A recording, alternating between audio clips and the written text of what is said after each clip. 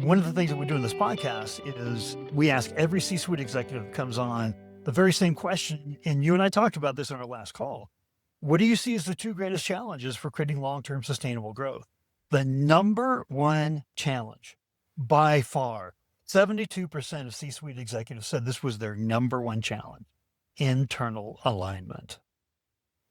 And what's fascinating is that of the top 10 challenges, 9 out of the 10 were 100% internal, or they were hybrid, where the very first step to address the challenge was an internal step. So the big takeaway on all of this is that, and I think you just nailed it on the head when you talked about we're lucky. You said we're lucky. We're internally aligned. That is not an easy place to get. That's why it's the number one challenge across all B2B C-suite executives. So I would just love to ask, because you guys have achieved something that a lot of companies haven't. Like, how did you get that alignment? Knowing that it's very, very difficult, that you said, because of that alignment, I now know downstream in my department what my mandate is, what I need to be doing. It trickles down and affects everyone in the organization. So how would you recommend to the listeners here to get internal alignment amongst the C-suite that then trickles through the organization?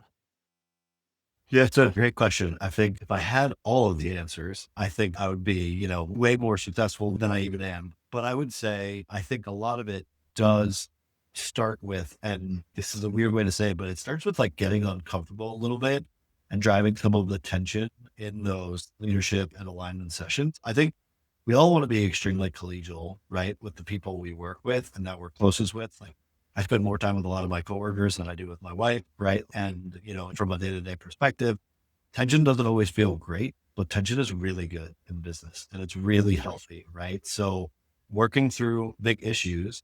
Now, I would say one area where we're getting better every day at Bond is like we get to an agreement on a decision. How fast can you then turn around that decision and execute it?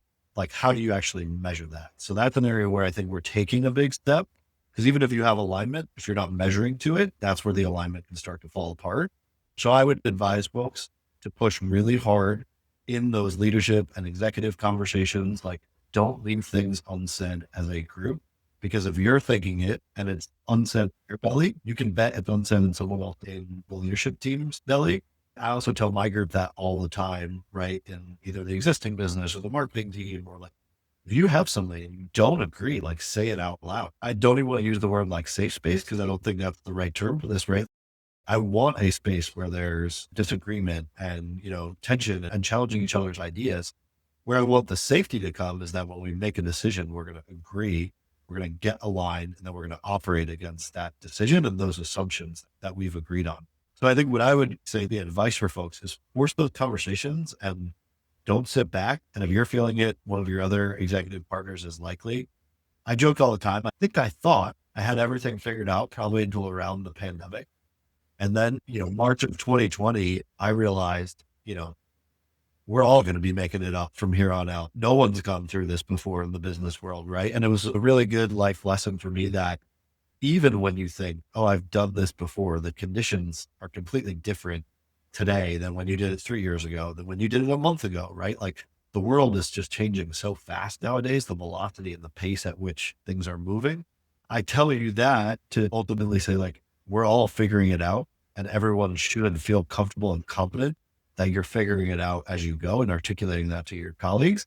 And if that environment is not created, really push for how you create it and also look for, for leaders that you want to work for that provide that. I'm really lucky that we do have that. But then I'm trying every day, and I ask my team to hold me accountable to this, like make sure I'm fostering that same alignment and, disagree and commit in our individual teams, right? Like once it breaks down, because I think to get to the big picture vision, like I told you, it's a work back plan, right? Under a bunch of assumptions that can be constantly changing. So making sure teams are working against those in the same way the leadership group is really paramount.